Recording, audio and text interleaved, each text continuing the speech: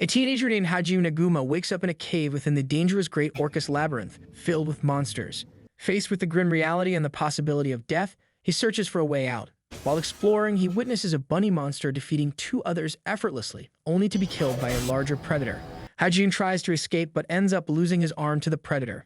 Surviving with his unique ability, Transmute, which allows him to reshape objects, Hajun discovers a sacred stone with holy water. Using it to heal himself and remove curses, he reflects on the combat skills he learned in high school, realizing he's much weaker than his classmates. As he goes deeper into the labyrinth, flashbacks reveal how he got into this situation. Initially entering with his classmates, they face challenges together. A classmate named Anagawa helps him in a tough situation, urging him to work harder. They stumble upon a glance crystal that teleports them into a monster-filled trap. Relying on a divine protection spell for defense, it eventually fails. Using his transmute ability, Hajime defends against the monsters while his classmates cross a bridge. However, he is hit by a direct attack from a teammate, causing him to fall off the collapsing bridge. Betrayed and near death, Hajime questions his choice to train in the Great Orcus Labyrinth. Determined to survive, he does what any regular person might do and starts eating monsters for food. Hajime successfully traps two wolf monsters, eats their flesh, and feels a strange sensation from the wolf's blood. Checking his status, he discovers his level has increased and gains new skills related to lightning and wolf attributes. Using his transmutation skills, he creates a revolver-like weapon called Donner and crafts bullets from various stones. With his newfound abilities, he defeats a bunny monster, improving his skills. Later, he faces the larger predator again and wins in a rematch. Nagumo is determined to take on various monsters while his teammates explain the situation to the king of the kingdom. They describe unintentionally entering a trap on the 20th stage of the Great Orcus Labyrinth, teleporting them to the unexpected 65th stage where they faced the fearsome behemoth. The king reminds them that their presence was part of an agreement. Meanwhile, Hajime's teammate Shizuku has flashbacks as Pope Iser, the king's servant, explains why they were summoned as heroes. Demons in this world control monsters and humanity is on the brink of destruction. The heroes were summoned to combat the demons and their monster allies with their incredible powers. While reminiscing, Shizuku becomes suspicious of Yama, another teammate, noticing his constant conflict with Nagumo. She thinks Hayama might be acting out of jealousy, but sets aside the thought for now. At the same time, Kira wakes up, having lost sight of Nagumo. Continuing his exploration, Nagumo faces one-eyed monsters behind a door and defeats them using Donner's powerful shots. He collects Mona stones from their bodies to unlock a door, revealing a girl sealed within a stone. The girl belonging to a vampire lineage was sealed away due to her immortality. Nagumo breaks the stone using his abilities, freeing her, and names her Yu. While escaping, they encounter a scorpion monster that injures Nagumo. Despite his injuries, Nagumo's attacks are ineffective. Yu uses her Azure Blaze ability to launch a powerful attack on the monster, allowing Nagumo to shoot its head with Donner, ultimately killing it. After the battle, Yu explains her unique regeneration, remaining unchanged instead of aging. She discloses that labyrinths are created by mavericks, and finding the maverick at the center could lead them to the surface. Motivated by this, Nagumo crafts another rifle named Shen, and they continue their journey. Nagumo shares their summoning story and reflects on his uselessness among classmates who betrayed him. Now focused on self-improvement, he brings Yu along on his quest. During their travels, they avoid a group of dinosaurs with flowers on their heads and find themselves in a cave with green crystals. Suddenly, a flower grows on Yu's head, causing her to attack Nagumo. A monster with controlling powers emerges, but Nagumo skillfully overcomes it with well-aimed shots. Yu later reveals her preference for drinking blood instead of consuming regular food. Undeterred, Nagumo and Yu press on, reaching the 100th floor of the labyrinth. Descending to the abyss, they confront the final boss, a six-faced dragon monster. Despite the dragons launching attacks, Nagumo and Yu adeptly defend themselves. In a powerful counterattack, Nagumo fires multiple shots with his Donner, while Yu uses glacial sleets to inflict heavy injuries on the dragons. However, the dragons quickly heal with the assistance of a healing dragon. Nagumo and Yu decide to target the healing dragon first, unleashing a barrage of attacks. The defending dragon absorbs all the damage, maintaining a perfect balance between attacker, defender, and healer. Suddenly, a dragon manipulates Yu's mind, attempting to harm her. Nagumo intervenes, saving her from the illusion, reassuring her that they are going home together. Nagumo grabs his Shun rifle, delivering a powerful shot that eliminates 3 of the dragon's faces. Yu unleashes her Heavenly Blaze ability, combining their efforts to defeat all the dragons. However, another dragon monster appears, launching a fierce attack on Yu. Nagumo defends her with his crafted rifle, sustaining heavy injuries and collapsing in the process. The dragon continues its assault, but Yu, determined to save Nagumo, carries him on her back while evading the attacks. Attempting to awaken Nagumo with holy water and attacking the dragon with his revolver, Yu's efforts unfortunately fail. Upon seeing Yu in tears, Nagumo suddenly wakes up with newfound strength and shields her from a dragon's attack. He cleverly sets a trap by creating holes with his shots and filling them with grenades, causing rocks to fall on the dragon and briefly incapacitating it. Seizing the opportunity, Nagumo combines his transmutation ability with Yu's azure blaze, leading to the dragon's defeat. Meanwhile, Nagumo's classmates continue battling monsters in a different location. Kori, still mourning Nagumo's loss, holds on to a deep sense of grief and kindness for him. The next morning, prepare to explore the surrounding area. While exploring, they enter a room with a notable sign on the floor alongside a skeletal corpse on a chair. Stepping on the side, Nagumo witnesses the soul of a man named Oscar Orcus emerging from the skeleton. Oscar, the Labyrinth's creator, commends Nagumo for surviving the trials and reaching this point, revealing that the message is pre-recorded. Simultaneously, Kore, Shizuku, and their teammates engage in a rematch against the behemoth monster on the 65th floor. Fighting on the same bridge, they unleash various powers, ultimately defeating the monster with a final limit break blow. On the other side, Oscar Orcus imparts his power to Nagumo, advising him to use it responsibly. Nagumo undergoes an intense sensation, realizing that the gods and mavericks were not evil but liberators. They use the remains of skeletons as fertilizer for fields and employ the Orcus ring to access different rooms. Through collaborative learning, Nagumo and Yu acquire diverse skills, and Nagumo skillfully crafts various weapons. Nagumo enhances his abilities by consuming monster meat, and as their bond deepens, he and Yu undergo rigorous training for 2 months. Together, they decide to confront the ministers in various kingdoms, ensuring mutual protection. Successfully teleporting to another world, Nagumo and Yu are welcomed by a rabbit girl who urgently seeks their help to save her family. She explains that if she fails to secure their aid, her future race will face destruction. Possessing the unique ability of future sight, she anticipated their arrival. Initially considering continuing their journey, Nagumo is convinced by Yu to take her as their guide. The trio embarks on a quest to rescue the rabbit girl's family, utilizing a summoned bike. Along the way, they encounter and defeat numerous dragons, with the rabbit girl detailing the dire situation faced by the beastmen, who lack the means to defend themselves but possess her special magic of future sight. Sharing their journey with the beastman community, Nagumo and Yui impress with their exceptional skills. They decide to train the beastmen to fend off monsters. Discovering a seemingly ancient tree resembling Oscar's, Nagumo realizes it may be the entrance to another labyrinth. Using the Orcus ring, Nagumo finds that clearing the other 4 labyrinths will open the door, granting access to ancient regeneration magic. Nagumo informs the people about the plan, urging them to train while he continues the journey with Yu and the rabbit girl. They aim to conquer the remaining labyrinths and unlock ancient magic. In Ryutn Gorge's labyrinth, they encounter a door that greets them in an eerie yet amusing manner. While exploring, Nagumo triggers a trap of rock balls and blades, but with the bunny girl's hammer, they successfully defend themselves and press onward. They eventually reach the location they had previously departed from. Unfazed, they press on and find themselves in a hall filled with large armors, which they easily defeat. Jumping on a rock, they are transported to Mildy Ryutn, the labyrinth's boss. Nagumo explains their quest for ancient magic, and Ryutn questions their motives and the significance of this magic. Nagumo reveals his desire to return home, but Ryutn initially keeps his information guarded. In response, Nagumo launches missile attacks, initiating a battle. After several exchanges of attacks and counters, Ryutn employs his ability to manipulate rocks. Despite this, Nagumo and Yu successfully defend themselves. Yu then uses her force rupture ability, and Nagumo traps Ryutn with ropes. The bunny girl delivers a powerful blow to Ryzen's crystal with her hammer, leading to his defeat. Nagumo and Yu express gratitude for her contribution before parting ways. Ryzen offers Nagumo a speech, wishing him luck in achieving his goal. As they proceed, they learn more about Ryzen's identity. While Nagumo appreciates the good luck wish, Yu becomes angry and playfully beats him. Ryzen discloses that his magic was gravitic in nature and advises them to make good use of it. He gives them a ring and rare materials before guiding them out through a river tunnel. Upon reaching the surface, they head to a hotel. Later, they encounter Elward Chan, the city's head. He requests their help in rescuing a person named Wuda lost in the forest due to monsters. Initially reluctant due to their own goals, Nagumo sets 2 conditions for Chan, providing them with status plates and agreeing to fulfill their future requests. Chan agrees to the conditions, and they proceed towards the farming area. While taking a break at a restaurant to enjoy a meal of rice, Nagumo unexpectedly encounters his teacher, sensei, and other classmates. Amidst this reunion, a Templar knight arrives and scolds Nagumo for his behavior, insulting Yu by referring to her as a filthy beastman. Yu retaliates, leading to an escalation as the knight tries to draw his sword. Nagumo intervenes by firing a shot at the knight's arm, cautioning him to mind his manners.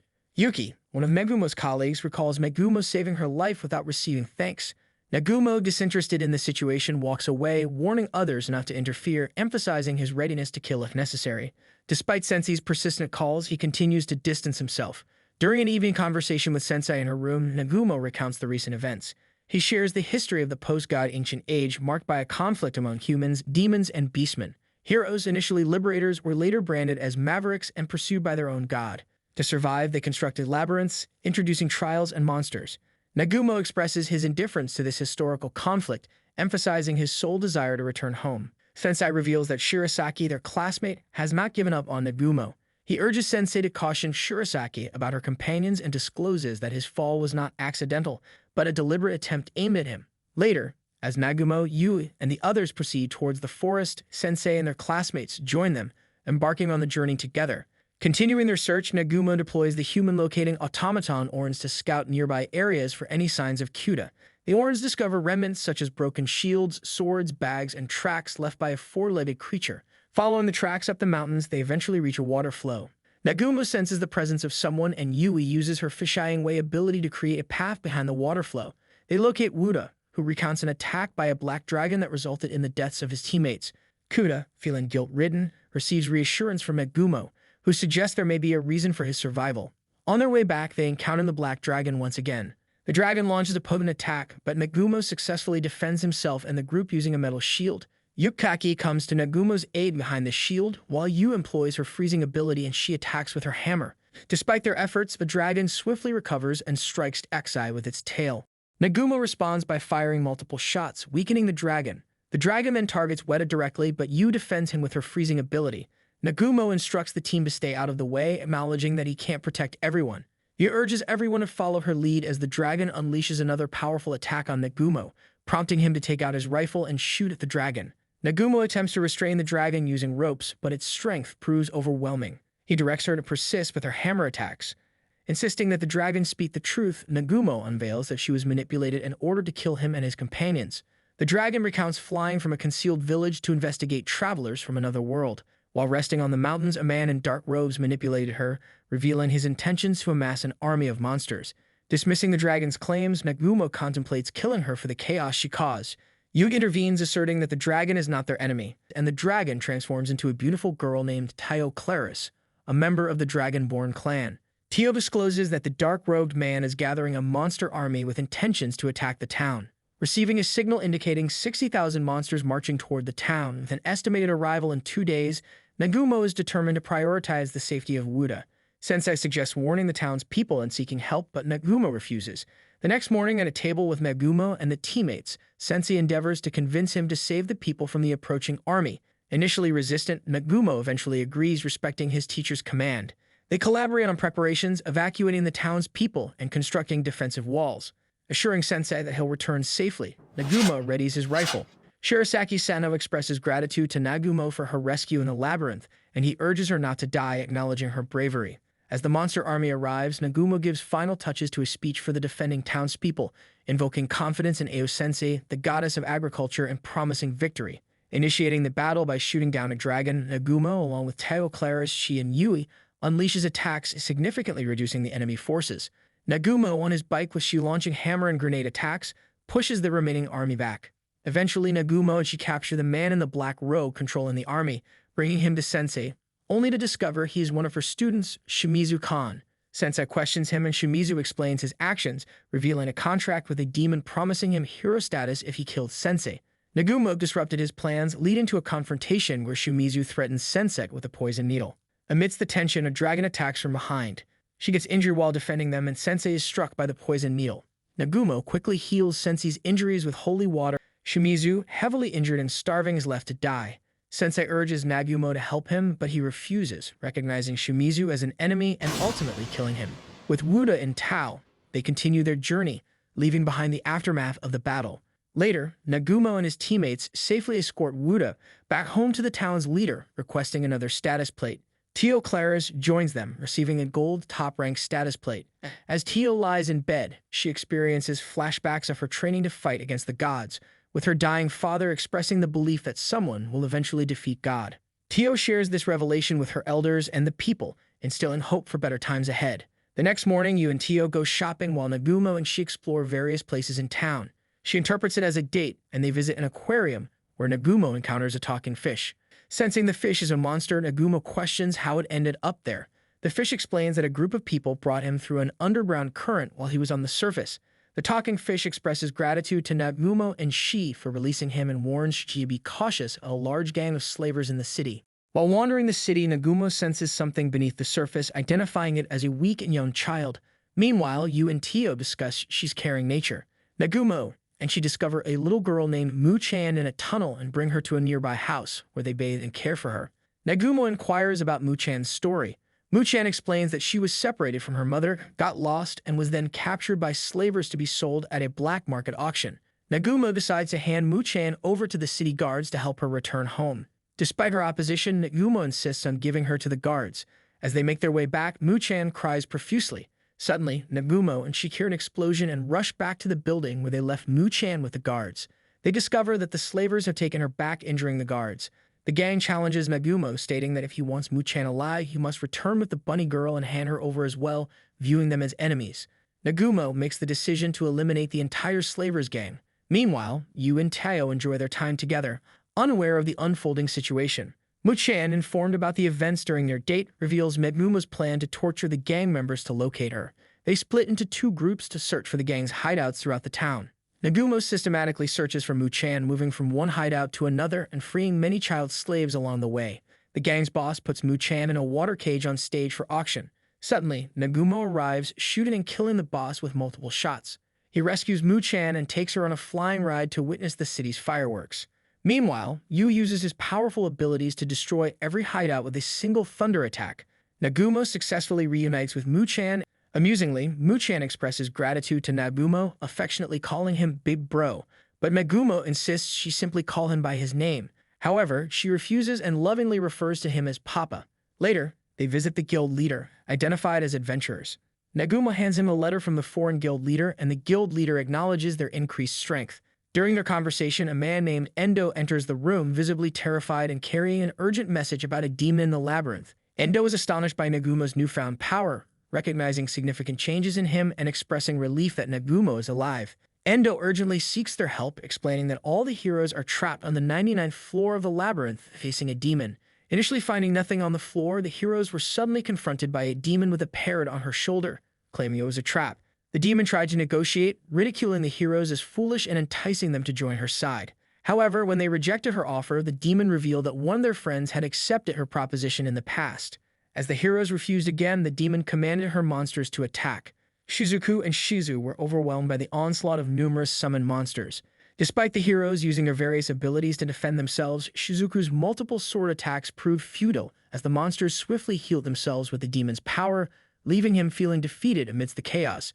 Shizuku instructed Endo to inform Captain Meld, an assassin capable of easy escape, about the dire situation. Kendo, determined to seek help, relayed this information to Nagumo and the others.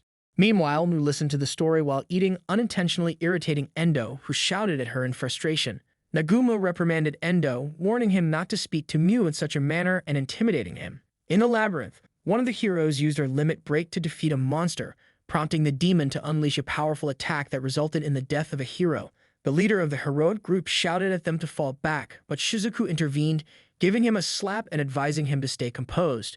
Endo recounted his dash toward Captain Meld, stationed at the teleportation circle on the 77th floor, to brief him on the situation. However, the relentless pursuit from the monsters persisted, launching an assault on both of them. Captain Meld directed Endo to use the teleportation circle to update the others, emphasizing the crucial nature of his survival. Endo grappled with intense guilt, realizing Captain Meld's desire for his survival. While the remaining heroes headed back to the teleportation circle, some, gripped by fear of impending death, suggested adhering to the demon's instructions. In the midst of the deliberation, Captain Meld arrived, covered in blood and severely wounded. He implored them to endure, asserting that the battle had always been theirs, succumbing to a demon's attack. The guild leader implored Nagumo to rescue the heroes, and Endo reminded him of their friendship. Nagumo vehemently rejected, asserting that they were nothing more than strangers. Simultaneously, in the labyrinth, the leader unleashed a potent attack fueled by the loss of his captain and his own injuries, striking the demon with his sword. Despite Nagumo's initial rejection, memories of close friends and allies such as Kori surged into his thoughts. Kori's pledge to protect him during moments of weakness resonated. In the labyrinth, chaos unfolded as everyone grappled with the demon's assaults. while Kori diligently tended to the wounded. In a pivotal moment, both Kori and Ishii found themselves on the verge of death. Suddenly, a colossal blade descended from above, slaying two of the massive monsters, surprising everyone, including the demon. Nagumo entered the labyrinth alongside the heroes, effortlessly dispatching Behemoth with a single shot and creating a shortcut using his pile bunker, leading them directly into the heart of the battle. Upon arrival, Nagumo took down two monsters and called out to his friends Kori and Yashi. Initially skeptical of Nagumo's identity, they eventually calmed down. Nagumo assigned Yu the task of protecting Endo and the others while she attended to the fallen knights. The battle commenced and the demon confronted Nagumo, eager to end him with her own hands. Launching a magical attack, she summoned a monster, but Nagumo effortlessly caught it with his bare hands through the circle, eliminating the threat. The demon summoned more monsters, including cats and wolves, but Nagumo skillfully eliminated them with precise shots. Unfazed as the monsters continued to appear, Nagumo defeated them one by one. The demon then summoned a turtle monster that launched an attack on Nagumo. He defended himself with a shield, redirecting the attack towards the demon and injuring her. Nagumo fired multiple shots at the turtle monster and targeted the healing parrot. When the turtle opened its mouth for another attack, he threw a grenade inside, defeating it. Now let the heroes watch in awe as they witness Nagumo's intense battle skills. Two monsters approached the group and Suzu, one of Nagumo's classmates, attempted to protect them. However, Yu effortlessly handled the situation with her dark firmament ability, vanquishing the monsters.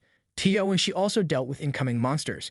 A snake monster tried to attack Kori and Yashi, but Nagumo threw a sword towards Yashi, who skillfully sliced the snake. Yashi, surprised by the sword's lightness and power, intimidated the demon. Nagumo provocatively taunted the demon, questioning if that was the extent of her abilities. In response, she unleashed a powerful move named Crashing Goal, causing the heroes to scream in concern. Contrary to expectations, Nagumo emerged unharmed. Amidst the turmoil, Mu referred to Nagumo as Papa, which incited anger in Kori. Attempting to flee, the demon found herself blocked by a rod thrown by Nagumo, leading to a checkmate situation. Nagumo effortlessly countered the demon's high-level magic, categorizing her as a monster. He pressed her for information on how she obtained the monsters and her purpose in the labyrinth, but she remained silent. Nagumo, undeterred, inflicted significant damage by shooting the demon's legs twice, posing a theory that the monsters were created through ancient magic and deducing the demon's goal to reach the labyrinth's end. Nagumo received a warning that his lover would one day find and kill him. In response, Nagumo asserted his readiness to eliminate anyone standing in his way and proceeded to end the demon's life. Later, the group requested she to revive Captain Meld, receiving assurance that he would recover. Haim commended Yu's performance with affection, bringing tears of joy to Kori, relieved that Nagumo was still alive. Returning, they effortlessly handled the spawning skeletons. However, leader Anagawa expressed fury towards Nagumo for killing the demon instead of merely defeating her. Nagumo clarified his adherence to a kill or be killed mentality, showing no mercy, and warned Anagawa that he wouldn't hesitate to kill him as well. Nagumo disclosed that he entered the labyrinth to settle a debt owed to Shirasaki Kori, and with that debt resolved, it was time to bid farewell as they prepared to return. Surveying the assembled army, Nagumo instilled confidence, and the guild leader, considering Nagumo's swift defeat of the monsters, believed in the truth of the letter. In an unexpected twist, Kori proposes to Nagumo, expressing her willingness to accompany him on their journey. However, Nagumo confesses that his affections lie with another girl, Yu, and he cannot reciprocate Kori's feelings. Respectfully acknowledging his decision, Kori opts to continue the journey by Nagumo's side. Meanwhile, Yu and Kori engage in a friendly challenge to win Nagumo's heart. Setting their competition aside, they all embark on their journey once again. Nagumo extends an invitation to Kori, and they depart early in the morning. Back in the kingdom, aware of the heroes returning from the labyrinth and the increasing demon activity, the king orders the recruitment of more heroes. Suddenly, a guard arrives with news of the heroes' arrival. Among them is Princess Liliana and other students still in training. They rush to meet the heroes with a mix of worry and joy. Liliana, particularly happy to see everyone alive, including Shizuku, joins them for a wonderful dinner. During the meal, Lily shares stories about dedicated students training hard to become stronger and their commitment to finding the heroes if they don't return. Everyone, except for Hayama, who is in a sour mood due to Nagumo's success, is relieved and joyful about the hero's return. Liliana inquires about Kori, and Shizuku recounts Kori's journey with Nagumo. While Kyuki remains somber but saved by Nagumo in a fight, Liliana expresses disappointment at not being able to see Nagumo. Shizuku observes the change in Nagumo compared to before.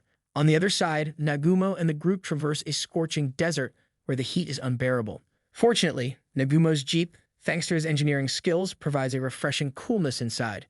As they journey, a dispute arises among them about the term Papa, mainly due to Miyu consistently using it to address Nagumo. Corey's thoughts briefly shift to the idea of having a baby, but Yu interjects, redirecting their focus to prior commitments and their future plans, including her upcoming date with Haim. The debate over the term papa continues, with tensions rising until Mew intervenes, diverting their attention. Suddenly, a disturbance ahead captures their notice, caused by sandworms, common in the desert and known for devouring everything in their path. The sandworms launch an attack, but Nagumo adeptly evades them. Despite their efforts to escape, the sandworms persistently pursue the group. In fear, Corey clings to Nagumo as the relentless assault continues. Nagumo skillfully reverses the jeep while dodging attacks and activates the built-in missile technology, successfully eliminating the sandworm threat. However, their journey encounters even more sandworms. Nagumo equips the jeep's front with a machine gun, employing various blasts to eliminate the sandworms. To their surprise, the disturbance was caused by a person desperately in need of help. The group suggests that Corey, acting as a priest, should aid him. Examining the person's status plate, Corey discovers that his mana usage is overloaded due to ingested poison, exerting immense pressure on his body that he cannot handle. Corey attempts to heal the ailing person with consecration magic, but it proves ineffective. Turning to Sanctorum magic, she transfers mana from one person to another to prevent mana depletion. Draining the overloaded mana into her holy crystal ring, the gift from Nagumo, Corey successfully heals the person, saving him from immediate danger. However, the underlying cause of the mana overload remains unresolved, leaving the possibility of a recurrence and potential fatality. To address the situation, Nagumo suggests conducting a diagnosis to investigate the potential presence of an unknown airborne disease. Upon the person's awakening, Corey, initially mistaking him for dead, expresses relief and refers to him as a god. They bring him into the jeep, where he experiences a cooling sensation. Nagumo offers cold water, and the person introduces himself as Bis from the Dukedom of Anaji, a trade hub for seafood from Arisen, Mew's place of origin. Mew shares her desire to meet her mother, and Bis explains the predicament in Anaji. The citizens are afflicted by a fever induced by a poisonous substance that overloads their mana when they drink contaminated water. The oasis has been polluted, and the people can only be cured by a rare mineral called stillstone, which has a calming effect on mana. However, the mineral is mined in small quantities from ruined Volcano, and all the adventurers who usually mine it have fallen ill. As the deputy of Anaji, Bis seeks their help. The group awaits Nagumo's decision, and Mew, in a cute manner, asks for his agreement. Nagumo agrees to help, and Yu offers to retrieve water using her magic. Meanwhile, in the Demon Kingdom, Mickey learns of Katria's death and the growing number of monsters on her side. General Fred confirms Katria's demise and informs Mick that some irregulars have disrupted their plans, discovering that Nagumo and the others are stronger than anticipated. General Fred decides to journey to the Volcano to acquire a new Age of God magic and enhance his strength. Entrusting Mickey with defending their home, he declares war against Nagumo and the others, citing their disruption of his sacred mission from his god as the reason. Intent on avenging their actions, Fred prepares for the impending conflict. Meanwhile, Nagumo and the group reach the once beautiful Dukedom of Anaji, now marred by disaster. They meet Bice's father, who learns that Bis has brought help for the people. Assisting Corey in healing the numerous injured individuals, Yu uses her magic to create a large hole. Azura and Nagumo employ their abilities to maintain it, and with Yu's tidal wave magic, they generate a substantial amount of water. Detecting something with his demon eye, Nagumo inquires with Bice's father about the research team's progress in identifying the cause of the pollution. Unfortunately, no progress has been made. Nagumo resorts to using grenades, throwing them into the water and detecting unusual movement. Bice's father intervenes, and a jelly-like monster emerges, attempting to attack them. They defend themselves easily, and Nagumo eliminates the monster with a single shot. Despite this, the water remains polluted. Tio and Yu assure them that once the water flows, fresh water will reach the oasis. Nagumo suggests a potential demonic influence behind the pollution, aiming to eliminate the entire kingdom. Grateful for their assistance, Bice's father, as the kingdom's representative, thanks them as saviors. Corey and Corey continue their healing efforts, and the representative announces the removal of the pollution source, providing additional water supply. The gold-ranked adventurers, including Nagumo and the others, accept the task of heading to Grun Volcano to mine Stillstone. Corey chooses to stay with the patients, accompanied by Mew. Departing with hope for a safe return, they encounter and effortlessly eliminate some sandworms along the way. Finally reaching Grun Volcano, they feel the intense heat, with Tio, being a dragon, finding it comfortable. Discovering a small amount of stillstone at the entrance, they decide to delve deeper for more. Descending, they easily defend against a fireball attack with Yu's abilities. Encountering a lava bowl monster, Yu defeats it with a single hammer attack, utilizing a new feature installed by Naga. Progressing further, they enter a beautiful cavern abundant with stillstone. Nagumo decides to conquer the Labyrinth, but as they proceed, the heat becomes unbearable. Nagumo suggests a break and tasks Yu, creating an ice block, while Taio manipulates wind flow. Reflecting on the situation, Nagumo realizes he should have crafted air-conditioned artifacts for instances like this. Tio explains the labyrinth as a test to combat a god, understanding that each labyrinth has its unique challenges and monsters for gaining experience. The focus of this volcano labyrinth is heat, evident in its increasing intensity, so they continue on a boat floating on flowing lava. Confronted with a substantial height, they manage to navigate it easily. Reaching the base, they encounter a guardian, facing a barrage of fireball attacks. Their boat is destroyed, and they leap to different spots to defend themselves. Approaching an island, Nagumo notices monochrome crystals and lava snake monsters that attack as the island's defenders, continuously generating due to the crystals within their bodies. Nagumo discerns the strategy to eliminate the lava snakes by destroying the monochrome crystals on the Liberator. As they systematically eliminate the snakes, they observe the monochrome crystals breaking on the Liberator, realizing the need to eliminate about 100 snakes to fulfill the labyrinth's concept. Everyone employs multiple attacks and abilities to eradicate the snakes. As Nagumo eliminates the last two, a sudden blast directly hits him, shocking everyone. Injured and falling from the sky, Haim is swiftly taken to a safe area by Yu, who attempts to heal him with holy water. They come under consecutive attacks, and Tio's shield shatters. Yu employs her magic to create a deflection shield, reflecting the attacks and causing the surrounding area to break apart. Saddened by memories of her past, Yu faces consecutive assaults. Suddenly, the demon Gryphraid appears riding a dragon with other dragon troops. Gryphraid explains the power of a direct hit from Uranus' breath and inquires about their knowledge of God's magic. Frey expresses shock at Nagumo's survival, and as Nagumo wakes up, he insists that Fred introduces himself first. Refusing, Fred considers them obstacles to his god's wish. Nagumo and the others launch their attacks, but Frey's defenses prove impervious. Frey showcases his Age of God's power, teleporting behind Nagumo and launching a potent attack. Nagumo defends himself with his artifacts, while the others create shields.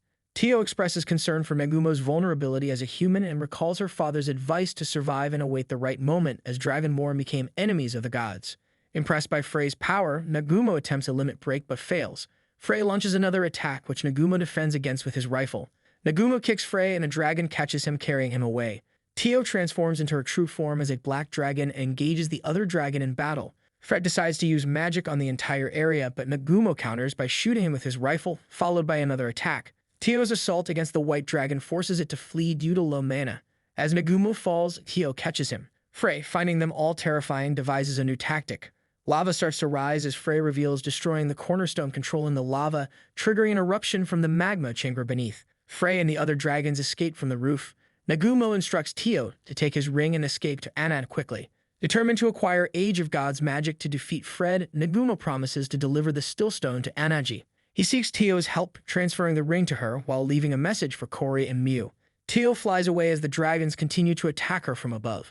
Yu and Haim assist her in escaping, enduring the pain and facing sudden attacks, but Nagumo's artifacts protect her. Fred intends to finish Tio, but Nagumo's artifacts surround Frey, resulting in a blast. Tio successfully escapes, putting her trust in Nagumo. She and Yu arrive at the kingdom, where everyone hears the blast from the erupting Grand Volcano. Meanwhile, Liliana encounters Shizuoka practicing her swordsmanship, discussing the official's desire for Kyuki to become more powerful to fight demons and brand Nagumo as a heretic. Hayama regrets his failure to eliminate Nagumo and take Corey. Suddenly, he hears a woman's voice criticizing him for his failure and ordering him to blindly obey her like before, offering him a trade to make his wishes come true. The identity of this unknown person is currently undisclosed, but it will be revealed in the next part of this anime. If you enjoyed this recap, please show your support by liking the video and subscribing to catch the upcoming part.